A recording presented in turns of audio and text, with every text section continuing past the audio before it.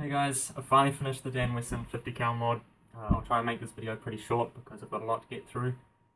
Unfortunately, it's not all good news, but in this video I'll basically just go over all the revolvers and what I plan to do in the future, what I actually can do in the future with that, including the Vigilante one that I've got here also.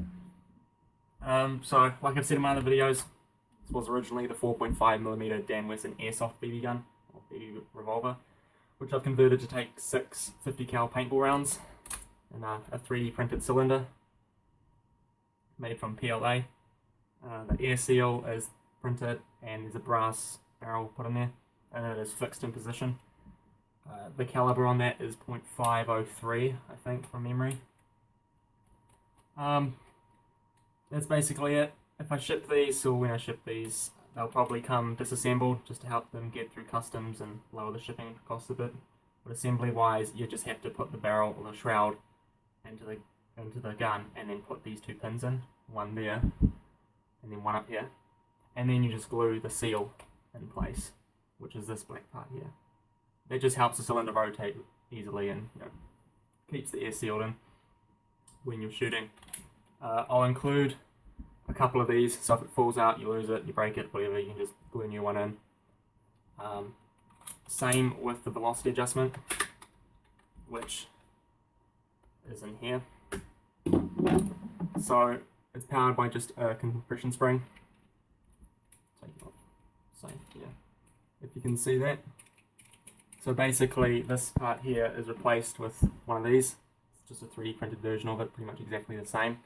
But shorter it is, the weaker the gun will be.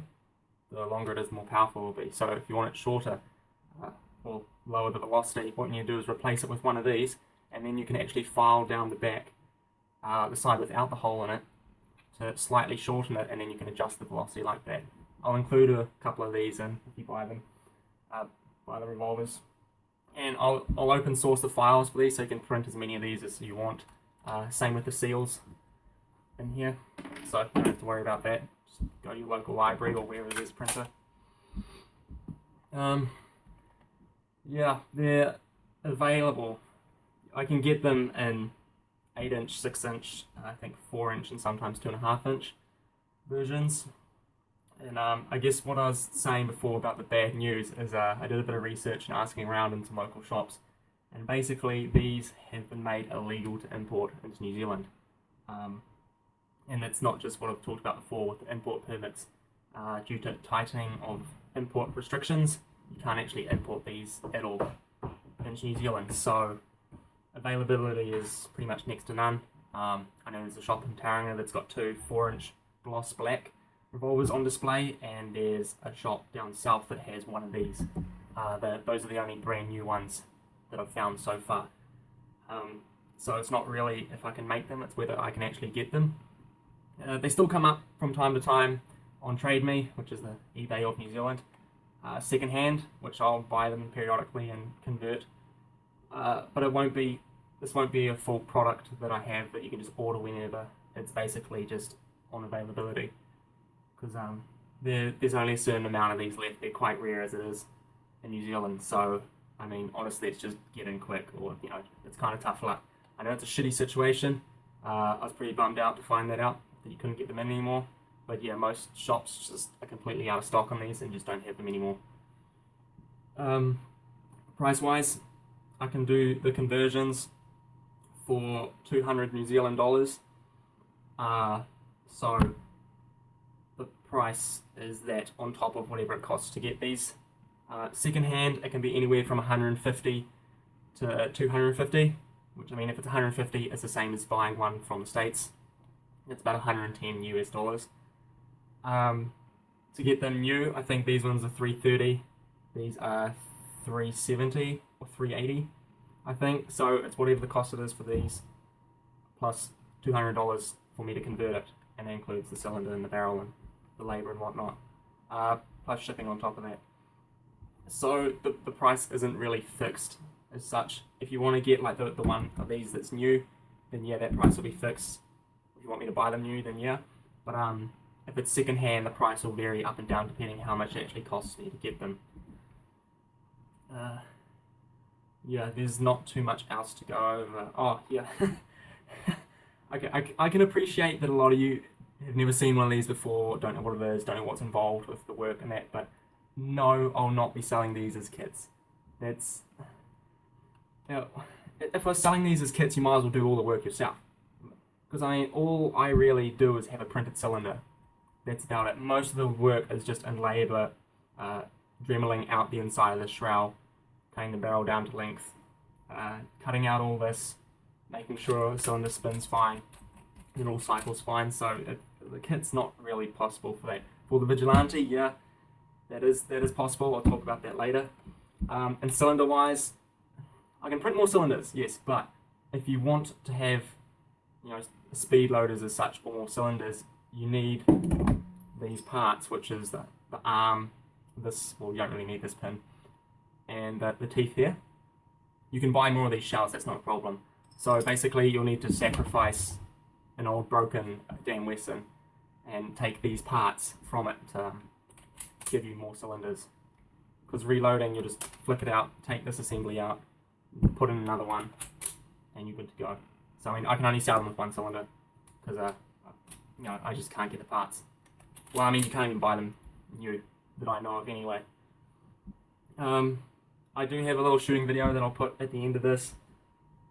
Basically, the paint I have is useless, so I can't even test these. It's just deteriorated so much more than when I recorded my other video. So, I mean, the cylinders cycle fine, they line up well,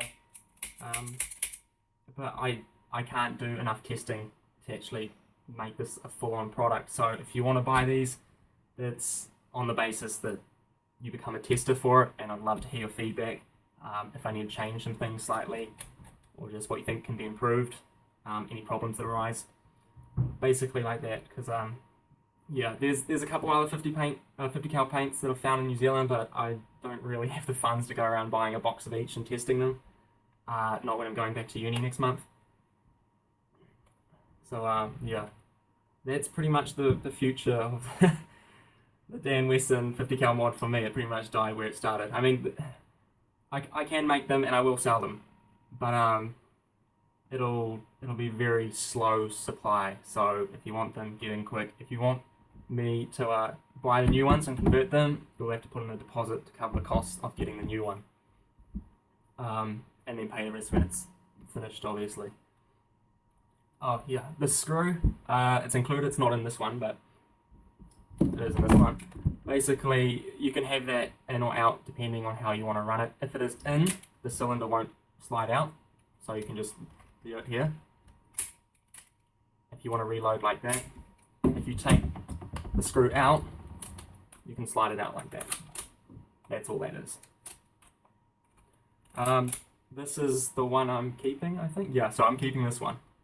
Got to keep one, even if the paint is shit around here. It is just too awesome not to have one. So this one I'll be selling, whatever the price was. I can't remember how much. I have to look it up. I'll put it on my on the South Swords Facebook page. Yeah, because this one was new.